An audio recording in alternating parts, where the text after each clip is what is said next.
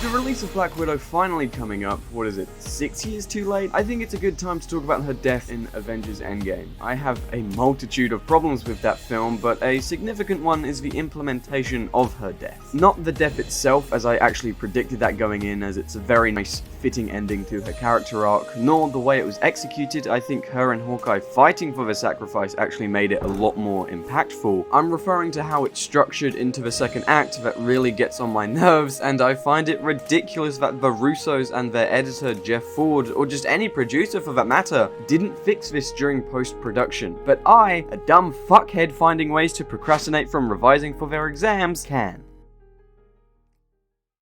I feel like most of us can agree that the second act of Endgame is the most fun part of the film. Our favourite characters are met with this conflict of everyone being blipped out of existence, so they go off in teams to resolve this issue by collecting some shiny jelly beans. And like I just said, it's really fucking fun, and there's even some nice quieter moments as well. But the structure of it is quite messy, and I can't believe that Big Kev didn't leave a note on Marcus and McFeely's screenplay telling them to change it around. Act 2 consists of payoffs to the first act and setups for the third act, so Black Widow's death just ends up kind of feeling thrown in there last minute. Especially with how the third act references it very lightly while Tony's is given a huge treatment. So I'm going to show you how the whole second act is structured and tell me if you see anything wrong with it.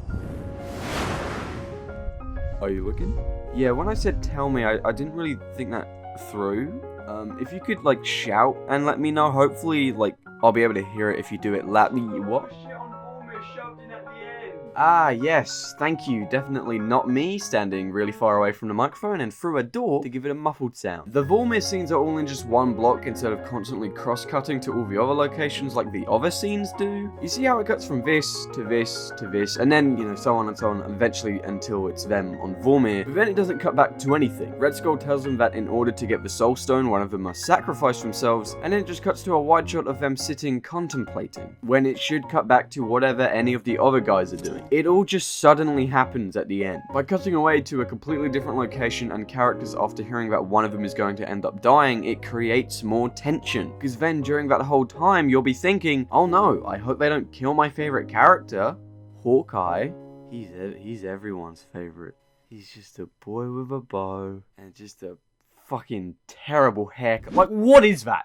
And that's how I would fix her death. We could debate what is the best place to slot it in, but I think it would be appropriate to slot it in before the second scene on Asgard, with Thor realizing that after being insanely poorly written, he's still worthy, and therefore after the scene on Sanctuary 2, where Thanos realizes this Nebula is from the future and has her held hostage. So after the menacing scene with Thanos, we're followed by another menacing and dreadful scene where we find out that Nat or Clint will die. And then instead of following on the scene like in the film, soul for a soul.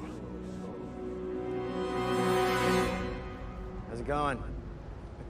I would cut after Red Skull says a soul for a soul to the second scene on Asgard, which is meant to be a lighter and quite somber moment, so we would have a nice flow of emotions while the tension builds in the back of your head. As I'm aware, going from one of you gonna die back to goofy fun time straight away would feel weird. So the tension would be temporarily broken with the so he's an idiot joke before creating even more tension once Nebula very conveniently malfunctions, which then leads into the nicer moment in the 70s, which is also light and somber, before eventually cutting back to this shot where they are contemplating who will sacrifice themselves, and then the death plays out and then they're back in the present. So the actual death scene would stay in the same place.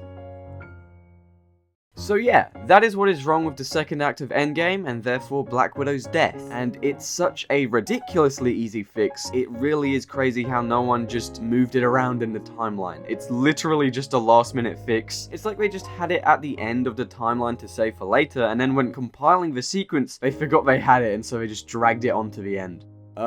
Yeah, that's the video. I'm not gonna drag this out because that's just a waste of everyone's time.